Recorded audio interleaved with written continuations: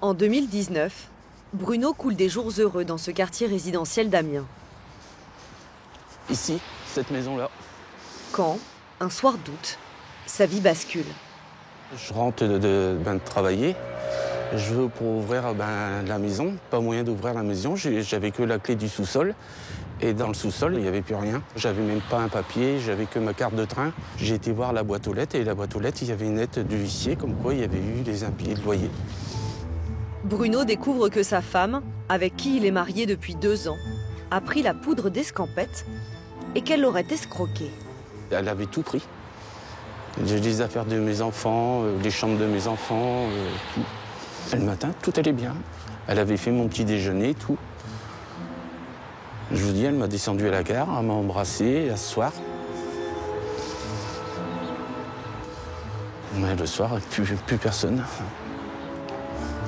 La femme de Bruno s'appelle Christelle Doisy. Il la pensait cuisinière au chômage. Elle est en fait une escroc récidiviste, condamnée à 10 reprises.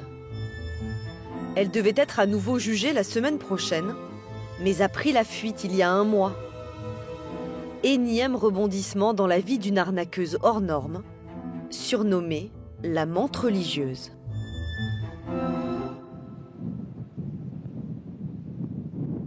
Dix ans avant Bruno, en 2009, Christelle Doisy aurait attiré dans ses filets un autre homme, Frédéric Descours.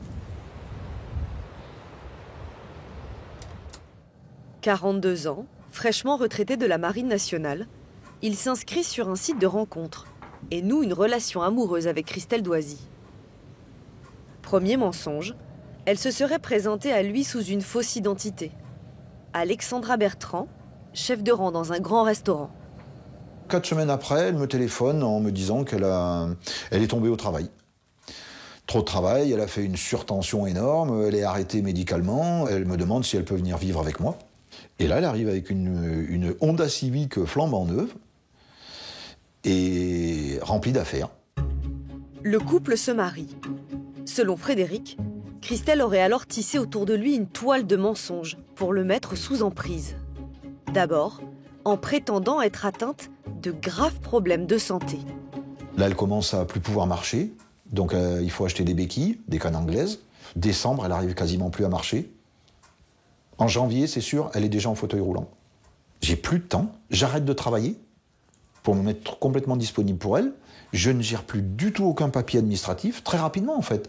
Pourquoi ? Parce que, oui, tu as vu dans l'état où je suis, je ne peux plus rien faire, donc c'est moi qui vais gérer les papiers. Et on finira où j'ai même plus de téléphone, j'ai plus d'internet, je n'entends qu'elle. Christelle, qui entre-temps a accouché d'un petit garçon, aurait justifié ses problèmes de santé par une histoire folle. Elle dit avoir été victime d'expérimentations médicales illégales pendant sa grossesse. Elle aurait porté plainte. En représailles, un laboratoire pharmaceutique les menace de mort. La fable est abracadabrante, mais Christelle Doisy se montre très convaincante, y compris avec la sœur de Frédéric. C'est elle qui explique ça, qui pleure beaucoup, qui crie, qui gesticule, qui capte l'attention. Mon frère, il est assis à côté et lui, on voit qu'il y a une profonde détresse dans ses yeux. Ça nous paraît énorme, oui, bien sûr, mais on ne va pas aller gratter dans les détails, savoir le pourquoi du comment. Je vous dis, quand vous avez quelqu'un en face de vous en larmes, vous n'allez pas lui dire « mais alors ce traitement, c'était quand et combien ?» et tout ça. C'est pas, je veux dire, l'urgence de la situation, c'est pas ça. Vous n'êtes pas la police, vous êtes là pour les aider. Convaincu que des tueurs à gages les pourchassent, Frédéric décide de fuir avec Christelle, leur fils et leur fille, qui naît en 2013. Alors que Christelle, miraculeusement, se met à remarcher, commence une vie d'errance en France, au Bénin ou encore au Maroc. On déménage non-stop parce qu'on nous court après. J'ai trouvé une location en Belgique à tel endroit. Ok, on prend la voiture, on arrive sur place, on vit le temps qu'elle a pris la location.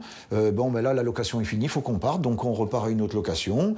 En définitive, en 6 ans, on aura déménagé 50 fois.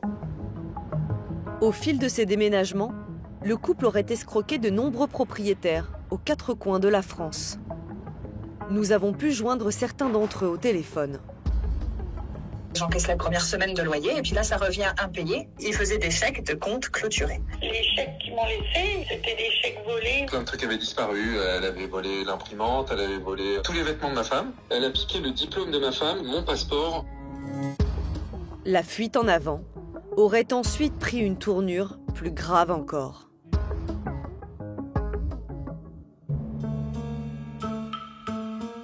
En 2015, dans le village où ils vivent, Christelle et Frédéric font la connaissance d'une jeune Belge, Laurane, 18 ans.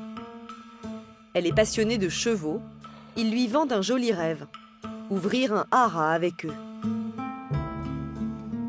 Laurane, alors en pleine crise d'adolescence, fugue de chez ses parents et s'installe en France avec le couple qui l'aurait mis sous emprise et coupé de sa famille.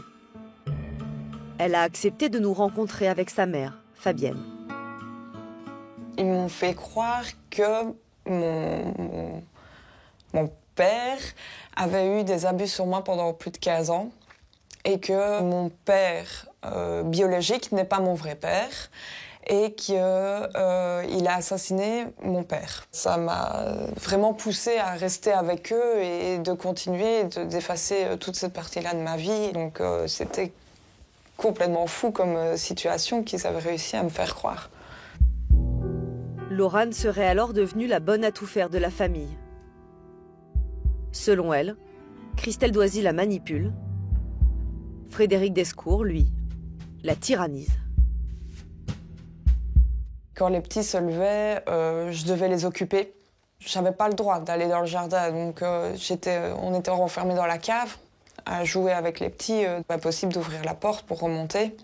Quand je remontais avec les enfants d'avoir été joués, j'avais toujours droit à un quart d'heure au milieu de la cuisine à m'en prendre plein la figure. Et ça, c'était toujours lui qui me persécutait en paroles, etc.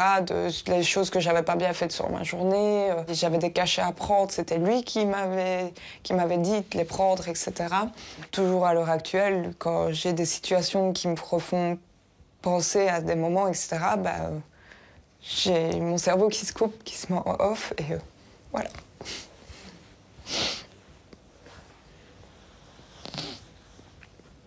J'avais le numéro de Madame Doisy. 2 fois, je l'ai contactée en lui disant « Écoutez, qu'est-ce que vous voulez? De l'argent, mais rendez-moi ma fille. » J'ai contacté la police qui m'ont répondu bien gentiment « Mais madame, votre fille est majeure, donc elle est libre de faire ce qu'elle veut. » Et j'avais telle rage, telle colère contre cette personne qui a pris ma fille.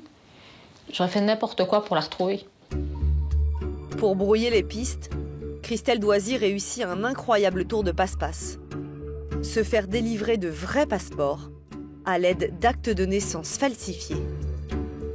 Le couple devient Alexandra Meyer et Frédéric Vial. Laurane, elle, devient Emma Vanderberg. Pendant des mois, Christelle Doisy aurait utilisé ses identités pour commettre de nouvelles escroqueries, faire des chèques en blanc à de nombreux commerçants. Les plaintes se multiplient. En mars 2016, les gendarmes remontent la trace du couple jusqu'à cette maison. Ils les interpellent et libèrent Laurane, la jeune Belge. En garde à vue, Frédéric Descours nie toute responsabilité. Il dit tomber des nues, avoir été manipulé par sa femme, qui aurait, seule, organisé les arnaques et la séquestration de Laurane. Il affirme tout ignorer du lourd passé judiciaire de Christelle Doisy avant leur rencontre. 10 condamnations entre 2001 et 2008 pour usage de faux, vol, escroquerie.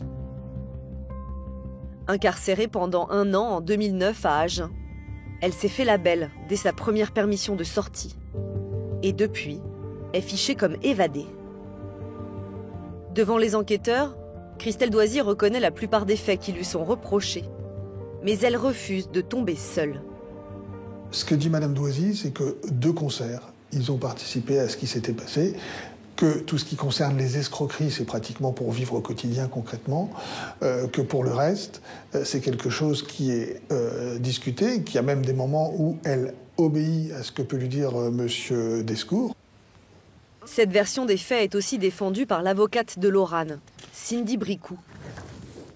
Elle considère que Frédéric Descours conservait pleinement son libre arbitre.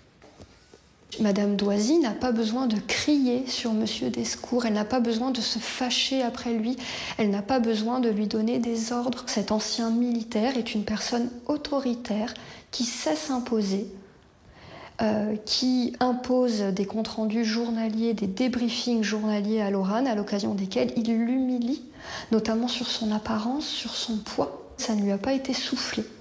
Et il agit. Mis en examen pour escroquerie et traite d'êtres humains, Frédéric Descours et Christelle Doisy sont incarcérés. Leurs 2 enfants sont placés en famille d'accueil. 1 an plus tard, lorsqu'il est remis en liberté, Frédéric Descours cherche à prouver qu'il est lui aussi une victime de Madame Doisy. Il dit découvrir dans des papiers qu'elle lui a volé toutes ses économies. Elle fait un chèque de 95 000 € pour vidanger le compte. Et qu'elle l'aurait pendant des années drogué, à l'aide d'ordonnances falsifiées. Voilà une vraie ordonnance. On récupère l'entête du docteur, on rajoute à l'ordinateur ce qu'on veut, et là on se retrouve avec Zoloft, Xanax, Lixentia, Lexomil, Stilnox, Tranxène. Et c'est devenu à Monsieur Descours Frédéric. Un cocktail de médicaments qu'il est convaincu d'avoir ingéré à son insu pendant des années. Son avocat, Ilyasine Malawi, affirme que cela expliquerait le comportement de Frédéric Descours. Mon client a été soumis chimiquement. Le but de la manipulation de l'emprise, c'est d'avoir quelqu'un de servile, docile et qui puisse obéir. Monsieur Descours et la jeune fille au père sont victimes de la même manipulation. Et moi, ce que je regrette aujourd'hui, c'est qu'on est dans l'incapacité de le discerner. Le mode opératoire est exactement le même. On lui a fait croire des vérités qui n'en étaient pas. Frédéric Descours n'a en tout cas plus fait parler de lui, a porté plainte contre son épouse et respecte son contrôle judiciaire.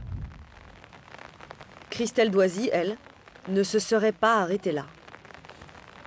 6 mois après sa sortie de prison en 2017, elle rencontre Bruno. Elle était parfaite, c'était la vie rêvée. La gentillesse, être à l'attention, câlin, tout, c'était vraiment, pour moi, une nouvelle vie. J'avais jamais connu ça parce que, je vous dis, moi, elle m'attendait, elle rentrait, elle sautait dans mes bras, c'était des câlins, des baisers. Le dîner était prêt, après on mangeait, on se mettait après dans le canapé tous les deux. On était vraiment bien. Vous étiez très amoureux d'elle? Oui. Peu après leur rencontre, Bruno demande Christelle Doisy en mariage. Il fait toute confiance à son épouse et la laisse gérer les finances du couple. Pendant 2 ans, à son insu, elle aurait cessé de payer le loyer, détourné ses salaires, ses économies, souscrit des crédits, escroqué la caisse d'allocation familiale. Quand elle disparaît brutalement en 2019 et laisse Bruno à la rue, il découvre qu'il a plus de 50 000 € de dettes. Il porte plainte et contacte une avocate, Angélique Crépin. Moi, je pense que c'est une femme qui est malade, fondamentalement malade. Sauf qu'elle fait énormément de tort autour d'elle et en premier lieu à mon client. Moi, j'ai vu un homme détruit. Heureusement qu'il était bien entouré, ce monsieur-là. Il avait sa famille, il avait son employeur. Parce que sinon, c'est un monsieur qui aurait été capable du pire. Cette dame-là, elle est vraiment dangereuse. Dangereuse, d'autant plus qu'elle ne s'arrêtera jamais. En mai dernier, alors que Christelle Doisy doit être jugée à Amiens en compagnie de son ex-mari Frédéric, elle se fait porter pâle. Elle prétend avoir été agressée, fournit un certificat médical, là encore, un faux. L'audience est reprogrammée fin novembre, mais elle va à nouveau tenter d'y échapper. À la Toussaint, Christelle Doisy a la garde de ses 2 enfants pour les vacances. Elle loue un camping-car, mais à la fin de la semaine, elle ne le rend pas à son propriétaire. Madame Doisy m'a dit que son conjoint a fait un malaise et que du coup il a été hospitalisé et savoir simplement si elle peut conserver un peu plus le véhicule. J'essaye d'appeler Madame Doisy et lorsque ça sonne, je me rends compte que le téléphone sonne à l'étranger. L'insaisissable Madame Doisy a disparu et ne ramène pas ses enfants dans leur famille d'accueil. Un mandat d'arrêt a été mis. Elle est interpellée 2 semaines plus tard à Samos, une île de la mer Égée. Les 2 enfants doivent être rapatriés en France. Leur mère, elle, a été incarcérée en Grèce. Elle ne sera sans doute pas présente lors de l'ouverture de son procès, mardi.